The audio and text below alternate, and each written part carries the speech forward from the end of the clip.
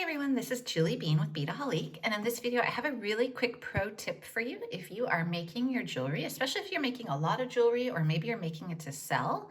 This pro tip will help you. So what it is to tuck your wire ends after you make your wrapped wire loops. So wrapped wire loops are really common in jewelry making. We use them all the time.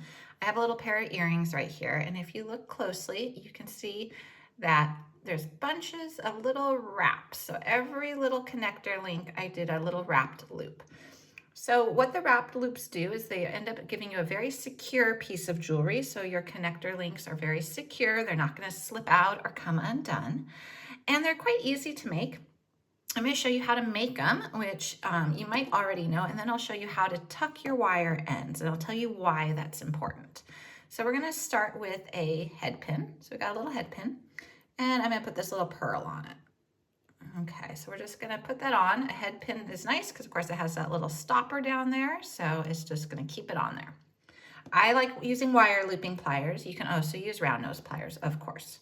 So when we make our wrapped wire loops with wire looping pliers, it's right in there. We squeeze, the wire looping pliers do some of the work for us. We bend it over, rotate to the top, and then we got our little loop. A simple wire loop, you would just cut the wire where it crisscrosses, but we're going to do a wrapped wire loop. So I'm just going to grab the top with my chain nose pliers, and I'm going to do a couple simple little wraps. Okay, so I've got a couple little wraps, and you can see that right there. There's like a little spiral. And now I'm going to take my cutters and I'm just going to cut where I'm done with it spiraling. Okay, so there we have a little wrapped wire loop. Okay, so you can see that. Now you've got a little end sticking out, and more times than not, this will be what happens. You have that little wire end.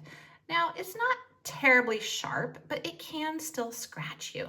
So if this was for a pair of earrings or a bracelet, it could definitely still give you a little bit of like an itchy scratch. It can also catch on your clothing. So if you have a pair of earrings and you're pulling a sweater on over your head, it can catch on the fibers. Same thing if you've got a bracelet and you have the sleeve of it, it can catch. So what you want to do is you want to tuck it. And the way you tuck it is you take your chain nose pliers, and right where that little wire is, you pinch it. You just grab your item right like this, and you pinch it together. And you kind of rotate it a little bit in your hands and pinch it all the way around. And now, if you look at your little loop, you will notice that you don't have a wire sticking out anymore. So that is now tucked in there and away. And that's what you want. You want that to be a nice little loop, but you don't want to have a wire sticking out that will poke you, scratch, or catch on your clothing. So that is my pro quick tip for today, is if you are making a lot of jewelry and you're going to be selling it, giving it as gifts, that's something to keep in mind. And it's a nice little added step. It doesn't take much time, but it does give you a much more professional look, and then you don't have to worry about scratching or catching. If you like this tip and you want to check out other ones, please do check out our other videos at beadaholique.com and on our YouTube channel as well. We're always having new ones. Thanks everyone for watching, and happy beading.